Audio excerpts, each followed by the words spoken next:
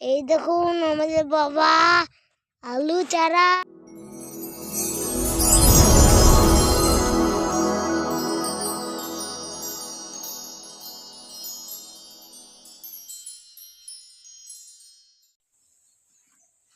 Hello friends, welcome back to my channel Manimala daily blog. কেমন আছো তোমরা সকলে? আশা করছি তোমরা সকলে খুবই ভালোই আছো। তোমাদের ভালোবাসা আমার পরিবার সকলে মোটামুটি ভালোই আছি। কাছে দূরে দেশ ও দেশের বাইরে তোমরা যে যেখান থেকে আমার এই ভিডিওটা দেখছো, ভিডিওটা দেখার জন্য তোমাদেরকে অসংখ্য ধন্যবাদ। বড়দের আমার প্রণাম আর ছোটদের আন্তরিক ভালোবাসা জানিয়ে নতুন দিনের নতুন আবার একটা নতুন একটা ভিডিও শুরু করলাম। তো আশা করছি আজকে ভিডিও তোমাদের কাছে ভালোই লাগবে। যদি ভিডিও ভালো লাগে লাইক কমেন্ট করো। নতুন বন্ধু হলে চ্যানেলটা সাবস্ক্রাইব করে দিয়ে আমার পাশে থেকে আমাকে এগিয়ে যেতে সাপোর্ট করো, আমিও তোমাদেরকে এগিয়ে যেতে সাপোর্ট করবো। এখন দেখো এই যে ঝড়া আর বেলাবাটি নিয়ে যাচ্ছি। কোথায় বলো তো? ওইদিকে যাচ্ছি, ওখানে আমাদের আলু বসানো হবে। আজকে আলু লাগাবো আর ওখানে ওই যে অর্পণ বসে আছে। তো আলু পেঁয়াজ এগুলো লাগানো হবে। তোমার দাদা ভাই আগে থেকে চলে এসছে আলুর বীজ নিয়ে, বীজের মধ্যে সারও দিল। চলো কীভাবে আলু লাগাচ্ছি তোমাদের সঙ্গে পুরোটাই শেয়ার করব। আশা করবো আজকে ভিডিওটা তোমাদের কাছে ভালো লাগবে, দারুণ লাগবে। এই যে দেখো বীজে আলুর বীজ, এখানে বীজ দেওয়া হয়েছে, মানে দিয়ে বীজটাকে বসানো হবে। এই যে ড্রেন কাটা হয়ে গেছে মাটিতে, ড্রেন কেটে ওখানে বসাবো। তারপর আলু গাছ তো বেরোলে তোমাদের দেখাবো। যা করি না করি সারাদিনে যতটা যা পারবো তোমাদের সঙ্গে শেয়ার করব। তার জন্য তোমার সঙ্গে থাকো আর ভিডিওটা দেখতে থাকো। পরে আবার আসছি।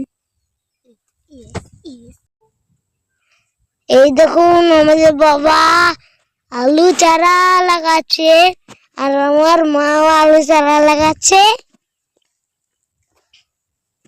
কলাইন হলো, সারা বছরের আলু কলাইন হলো।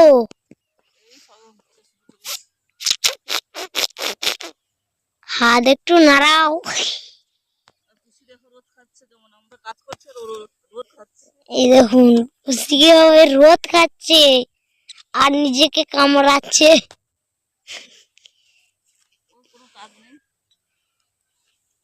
ওই মুসাদরুয়া দেখুন চারিদিক কেমন অন্ধকার হয়ে আছে।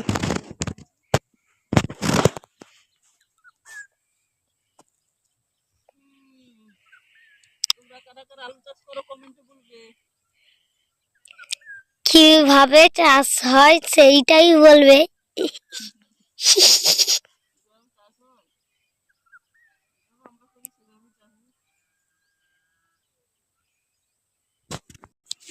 এখন দেখো আলুগুলো বসিয়ে দিচ্ছি। অর্পণ তোমাদের আগেই বললো, ভিডিওর মাধ্যমে তোমরা দেখতে পেলে যে আমরা আলু বসাচ্ছি আর অনেকটাই বসানো হয়ে গেছে।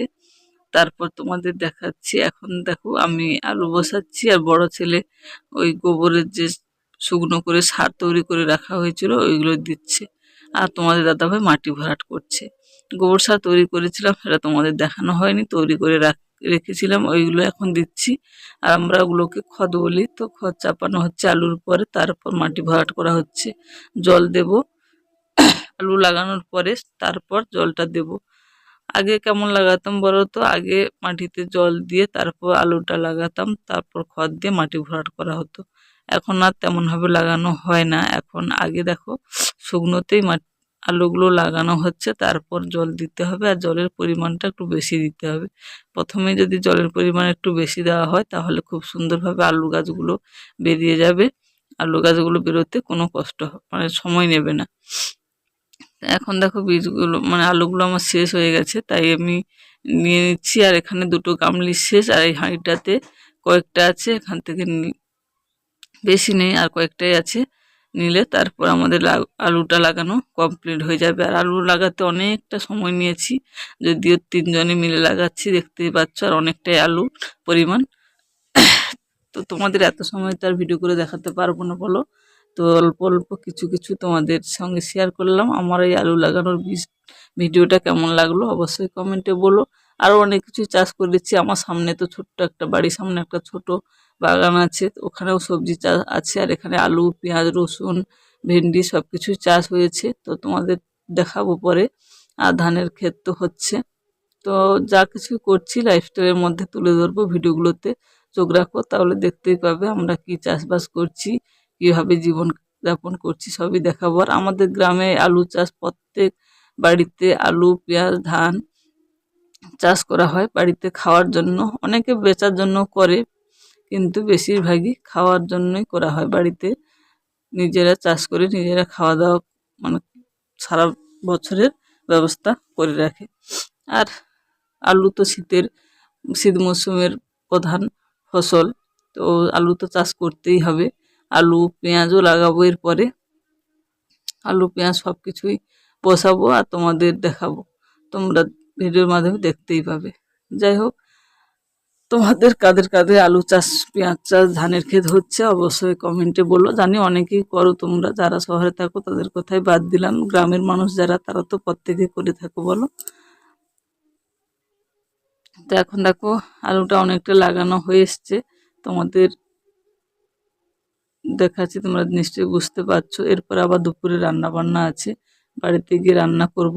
আর আজকে জানো তো খুব মেঘলা মেঘলা, আজকের কেন কয়েকদিনই খুব মেঘলা মেঘলা হয়ে আছে। আর আলুটা লাগানো হয়ে গেলে বর্ষা হলে কোনো সমস্যা হবে না, আলু লাগানোর পরে যা হয় হোক, আগে লাগানো কমপ্লিট করি। তো মাঠ থেকে দেখো বাড়িতে চলে এসেছি, সেই যে রান্না বসিয়ে দিয়েছি। এখন মাছটাকে ভাজছিলাম, মাছটা ভাজা হয়ে গেছে আমার।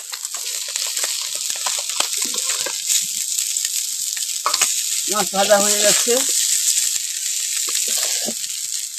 মাছটাকে মাছের ঝোল করব আলু দিয়ে। আর হবে চালতা চাট,